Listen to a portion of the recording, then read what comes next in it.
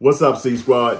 It's Trey, aka Daddy Seed, and welcome back to the channel. If it's your first time here, do me a quick favor, hit the notification bell. It helps the channel grow. We are on our way to 5K, 10K on up. And if you've been here before rocking with us, thanks for coming back. We appreciate all the love and support and vibing with our content. All right, so now with that out of the way, it's something we really got to talk about, fam. It is the Air Jordan 1 Union Collab 2.0, right?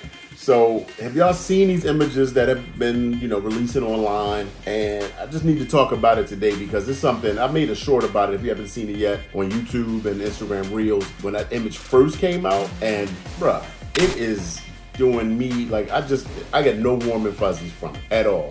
There's a lot going on with this shoe. It's like they took an Air Jordan 1 and just did like a Frankenstein. Like they cut it apart, then put it back together with some stitching in between. I don't get it. I know it's a, kind of an ode or a nod, takeoff from the Nike Footscape, which is kind of like this whole woven appeal throughout the shoe. That appeals to I think a small niche of sneakerheads that I know of. I don't know anybody personally that likes that type of shoe.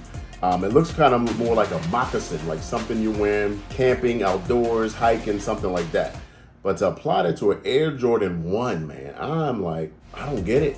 I mean, the leather looks good. The color looks fine. It's like a neutral gray Jordan 1. Nothing spectacular, but they just went ahead and did this whole woven stitch around. And also it has, Chris Gibbs from Union, obviously. They have the Union LA tag. And then on the back of it, they have the BBS for his wife's company, Beffy's Beauty Supply, which, okay, they're doing like a whole all in the family type of situation, but I need more explanation, but really the explanation doesn't matter for me. Like there's some shoes I've seen, like I don't really rock with it, then over time starts to grow on you. You may get it in hand or see it in the store. So you're like, it's not too bad. You see it on somebody's feet, and to be honest, I'm not getting that on this one iota. Because I mean, Union, we heard about a Jordan 1 coming back from them, and we were reminiscent of the original, the OGs. Luckily, I was able to secure a pair of these boys back in 2018. This is the black toe, Union Jordan 1. Just a beautiful, beautiful shoe, well done, perfectly executed. And, we were thinking something like this, maybe different, changing up the colors, whatever the case may be. And they came back with this, man. I don't know what the deal is. This is a lot of people's grails, or one of them. Definitely one of mine. I was lucky to come up on this. Man, it's a long story with that one, but love the shoe, love what they did here. This is definitely their greatest hit, right? So I don't know what's wrong with Union. What are they doing, at the design helm to bring this to the forefront? Even with that Footscape thing, I don't get. I know they did the Jordan 4s, which were loved, for the original, the Black Noir, the Guava Ice. Those others, the Taupe Haze, the Moss, it was a green moss or mossy oak, whatever it was called. Those were cool, but not the greatest. What else did they do? They did the Cortez. Don't get me started with those. They did do the Passport Pack Dunks, which, got a pair of Argon, and love these. Beautiful shoe. They got that tearaway material that you can, cutaway material that you can expose another layer underneath. Not brave enough to do that personally, but beautiful shoe.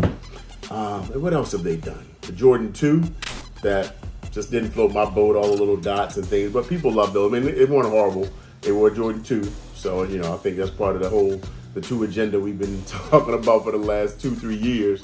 But, yeah, man, this Jordan 1, I don't know what to say about this. Yeah, they did like some also rans when they did the Guava Ice and Off Noir. They did like Air Max.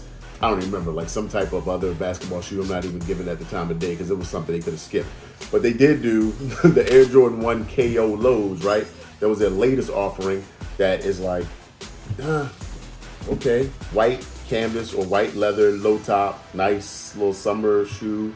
But, just kind of lackluster. And I've been saying, I did a whole video on collabs and collabs ruining sneakers. I don't know what this is. Like if you're going to come back to the table, touch the Jordan 1 after you did this beautifulness, after you've done this, don't come back with this. Because this, I'm going to say, is trash.